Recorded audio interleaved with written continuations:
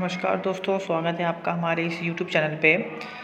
UP TET, C TET और super TET की सबसे इम्पॉर्टेंट ईवीएस की सीरीज़ जो क्लास 7th और 8th एनसीईआरटी से बनाई गई है। क्लास 8th की सारे चैप्टर्स की सारे इम्पॉर्टेंट क्वेश्चन की सीरीज़ ऑलरेडी पड़ी हुई है और ये क्लास 7 चल रही है जो भी ख़त्म होने के कगार पर आ चुकी है। चलिए आज नेक्स्ट चैप्टर के साथ शुरू करते हैं हमारी ये बहुत इम्पॉर्टेंट वीडियो। पहला क्वेश्चन लेते हैं। In making a battery, positive terminal of one cell is connected to the negative terminal of the next cell. Positive terminal of the one cell is connected to the positive terminal of the next cell. Negative terminal of the one cell is connected to the negative terminal of the next cell, या फिर none of the above. मतलब battery बनाने में एक cell का सकारात्मक terminal अगले cell के नकारात्मक, मतलब पॉजिटिव और प्लस या माइनस, मतलब पहला प्लस दूसरा माइनस, एक सेल का सकारात्मक अगले सेल के प्लस प्लस होता है, एक सेल के माइनस और दूसरे सेल के माइनस से होता है, या फिर उपरोक्त में से कोई भी नहीं। तो याद रखिएगा, हमेशा हमेशा याद रखिएगा, अगर एक पॉजिटिव टर्मिनल है तो दूसरा हमेशा नेगेटिव टर्मिनल ही होता है, क्योंकि ऑपोजिट टर्मिनल्स ही आपस में जोड़े जाते हैं। तो पॉजिटिव होगा एक तो दूसरा नेगेटिव होगा। तो ऑप्शन नंबर जो आपका ए है वो बिल्कुल सही है। अगला कहते हैं, वेयर कैन द की और switch be placed in the circuit.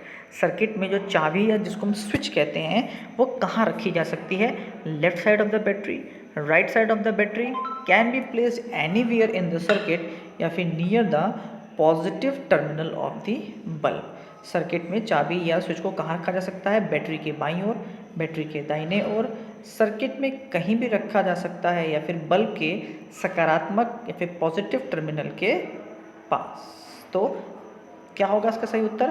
तो देख लेते हैं। Can be placed anywhere in the circuit. कोई उसका प्लेस की ज़रूरत नहीं होती, कहीं भी उसको आप रख सकते हैं। नेक्स्ट रख लेते हैं, which one of the following is based on the heating effect of the current. तो निम्नलिखित में से कौन सा धारा के ऊष्मीय प्रभाव पर आधारित है? Geyser, hair dryer, immersion rod, या फिर ऑल ऑफ द अबव। तो सही आंसर दे लेते हैं। तो ऑल ऑफ द अबव, मतलब बिजली का जो ऊष्मीय प्रभाव है या फिर हीटिंग इफेक्ट है वो गीजर में भी देखने को मिलता है, हेयर ड्रायर्स में भी, और इमर्शन रॉड्स में भी। तो ऑल ऑफ द अबव इसका सही आंसर होगा। The coil of wire contained in an electric heater is known as. विद्युत हीटर में निहित तार की जो कुंडली कहलाती है उसको हम क्या कहते हैं? कंपोनेंट, एलिमेंट, सर्किट, या फिर स्प्रिंग। तो याद रखिएगा कि जो कॉइल होती है उसको हम एलिमेंट कहते हैं, स्प्रिंग नहीं कहते हैं। तो प्लीज़ इसको स्प्रिंग सोच के गलत आंसर मत कर दीजिएगा, इसको हम एलिमेंट कहते हैं, याद रखिएगा। Next, the amount of heat produce in a wire depends on. एक तार में उत्पन्न ऊष्मा की मात्रा निर्भर करती है किस पे? उसके मटेरियल पे, उसके लेंथ पे, उसके थिकनेस पे, या फिर इन सभी पे। मतलब क्या उसका सामग्री है, किससे मिलके बना है, क्या लंबाई है, क्या मोटाई है, या फिर ये सभी। तो अमाउंट ऑफ हीट प्रोड्यूस जो भी होगी, ध्यान रखिएगा, वो इन सभी चीज़ों पर डिपेंड करेगी कि वो किस चीज़ का बना है, मटेरियल भी, उसकी लंबाई कितनी है, और वो कितना चौड़ा या कितना मोटा भी है। Which mark is necessary on electric appliances. अच्छा क्वेश्चन है। विद्युत उपकरणों पर कौन सा चिन्ह आवश्यक होता है? Egg mark, ISI mark, FCCI फेकाई मार्क, या फिर KSK मार्क। तो याद रखिएगा, जितने भी इलेक्ट्रिकल अप्लायंसेस हैं उन सब में ISI मार्क होना चाहिए। आपने कुछ कुछ देखा होगा, मैं कुछ कोशिश करता हूँ, आपने एक देखा होगा, कुछ कुछ इस टाइप का एक गोले के अंदर एक ISI मार्क सा बना होता है। मैं पूरी तरीके से सही बना नहीं पाऊँगा, लेकिन कुछ कुछ ऐसा ही होता है, उसको हम ISI मार्क कहते हैं, जो सभी इलेक्ट्रिकल अप्लायंसेस में बहुत ज़रूरी होता है। नेक्स्ट क्वेश्चन बड़ा अच्छा क्वेश्चन है। When an electric circuit flows through a copper wire AB as shown in the figure, deflects a magnetic needle placed near it, becomes red hot, gives electric shock, या फिर behave like a fuse। Figure को ध्यान से देख लीजिए।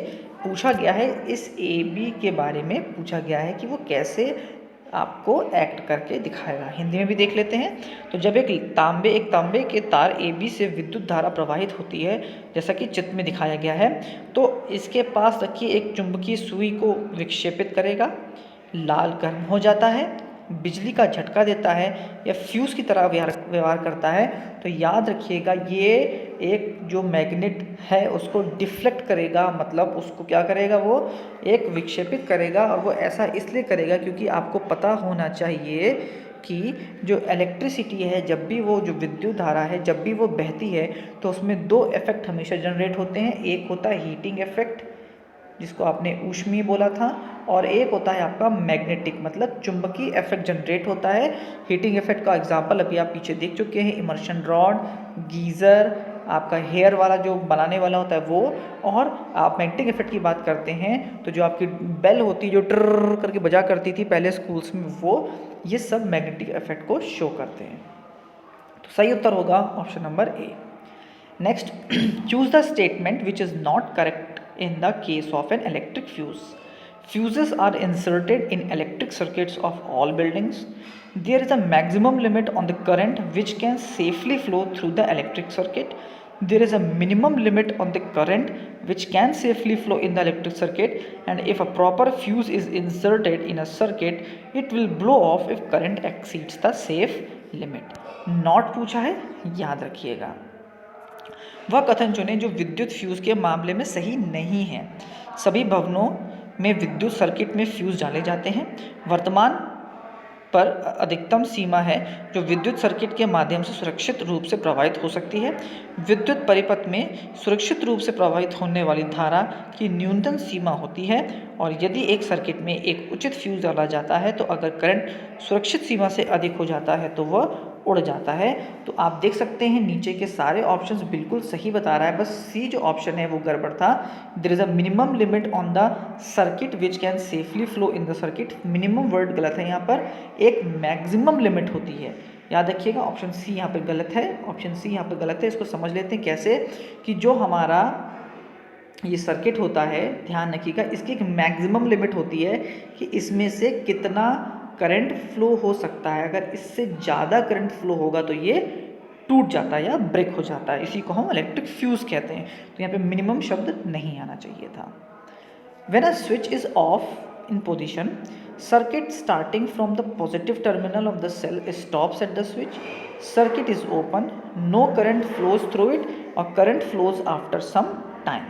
नीचे options दिए हैं कि क्या सभी सही हैं, दूसरा तीसरा सही है, केवल चौथा सही है, या फिर पहला दूसरा दोनों सही हैं। हिंदी वाले देख लीजिए, जब कोई स्विच ऑफ पोजीशन में हो तो सेल में धन टर्मिनल मतलब पॉजिटिव टर्मिनल में प्रारंभ होने वाला परिपथ स्विच पर रुक जाता है। सर्किट खुला है, इससे कोई धारा प्रभावित नहीं होती है या फिर कुछ समय बाद धारा प्रवाहित होती है। तो फटाफट इसका आंसर देख लेते हैं। तो जिसका आंसर है वो ऑप्शन बी, मतलब दूसरा और जो तीसरा ऑप्शन है वो बिल्कुल सही होंगे, याद रखिएगा। क्योंकि ऑफ होने पे सर्किट आपका ओपन है, मतलब ऑफ है आप लोगों का, याद रखिएगा। खुला का मतलब यहाँ पे ऑफ से मतलब होना चाहिए, याद रखिएगा ये ऑफ है और कोई भी धारा प्रभावित नहीं होगी, क्योंकि जब स्विच ऑफ है तो स्विच खुला हुआ है, वह मतलब खुला इन द सेंस उसमें कोई करंट फ्लो नहीं हो रहा। Which of the following precautions need not to be taken while using electric gadgets? Not word याद किया, ध्यान रखिएगा। We should never touch a lighted electric bulb connected to the mains. We should never experiment with the electric supply from the main or a generator or an inverter. We should never use just any wire or a strip of metal in place of fuse. We should never turn the switch in on position. आगे देख लेते हैं हिंदी वाले। तो विद्युत उपकरणों में circuit का उपयोग करते समय निम्नलिखित में से कौन सा सावधानियां नहीं बरतनी चाहिए? हमें कभी भी मेन से जुड़े बिजली के बल्ब को नहीं छूना चाहिए। हमें कभी भी मेन या जनरेटर या इन्वर्टर से बिजली की आपूर्ति के साथ प्रयोग नहीं करना चाहिए। हमें कभी भी फ्यूज़ के साथ पर किसी तार या विद्युत की पट्टी का प्रयोग नहीं करना चाहिए, या फिर हमें स्विच को कभी भी चालू स्थिति में नहीं बदलना चाहिए। तो फटाफट इसका आंसर देख लेते हैं। We should never turn the switch in on position, ऐसा नहीं है, स्विच ऑन तो भाई करना ही है, ऐसा तो कोई बात ही नहीं होती कि स्विच को कभी ऑन ही मत करिए। ये भी इंपॉर्टेंट रहता है, याद रखिएगा। क्या है फटाफट देख लेते हैं। Switch turn the circuit on end of, switch का काम होता है कि सर्किट को चालू या बंद करना। बैटरी सप्लाई करती है करंट सर्किट को। Element coil of wire which heat up when electricity current is supplied. अभी हमने देखा था कि जो हीटर होता है, हीटर के अंदर जो ये होती है इसको हम कॉइल का नाम देते हैं, ये भी अभी आपको बताया गया था, याद रखिएगा। उसके बाद हम आगे देखेंगे फिलामेंट। तो वायर इन द बल्ब के अंदर जो एक छोटा सा तार लगा होता है जो जलता है उसको हम फिलामेंट कहते हैं। फ्यूज़ जो होता है ब्लो ऑफ हो जाता है if the current exceed safe limit, मतलब जो फ्यूज़ होता है वो टूट जाता है जब करंट ज़्यादा फ्लो होता है। एमसीबी क्या होती है, तो turn off if current exceed safe limit, वही फ्यूज़ को ही एक्चुअल में एमसीबी जैसा ही एक्ट करते हैं। और सीएफएल मतलब consumes less energy than a bulb. पहले सीएफएल्स और अब तो हमारे क्या आने लगे हैं, एलईडी बल्ब्स आने लग गए हैं। और आईएसआई मार्क वो होता है जो इंश्योर करता है, आपको ये श्योरिटी देता है कि जो इलेक्ट्रिकल अप्लायंस या जो भी आप विद्युत की जो भी आप चीज़ को यूज़ करने वाले हो वो सेफ़ है या फिर उसको फैक्ट्री ने सही तरीके से बना के आपको भेजा है, फर्जी चीज़ नहीं है। इस चैप्टर के सभी महत्वपूर्ण हमने जितने भी एमसीक्यूज़ आपके लिए इंपॉर्टेंट थे वो हमने कवर कर लिए हैं। आई होप आपको वीडियो पसंद आई होगी। पसंद आए तो प्लीज़ लाइक शेयर सब्सक्राइब करके जाइएगा। और ये सारी सीरीज़ बहुत इंपॉर्टेंट है, प्लीज़ देखिएगा, आप लोगों को बहुत फ़ायदा मिलेगा। लास्ट तक देखा उसके लिए बहुत बहुत धन्यवाद। लाइक शेयर सब्सक्राइब करके जाइएगा। Thank you and have a nice day.